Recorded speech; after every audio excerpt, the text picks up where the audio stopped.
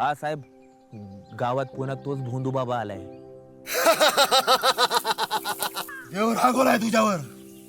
हा प्रसाद खा, तुझ्या अंगातली वाईट शक्ती दूर होईल. अंगाला लाव, तुझे संकट दूर होतील. अंधश्रद्धेच्या नावाखाली अनेक निरपराध लोकांची फसवणूक होत आहे. हा महाराष्ट्र नरबळी व अमानुष प्रथा प्रतिबंध अधिनियम 2013 अंतर्गत दखलपात्र व अजामीनपात्र गुन्हा आहे आणि यासाठी 6 महिन्यापासून तर 7 वर्षापर्यंत कारावास आणि 5,000 रुपयापासून तर 50,000 रुपयापर्यंत दंड होऊ शकतो.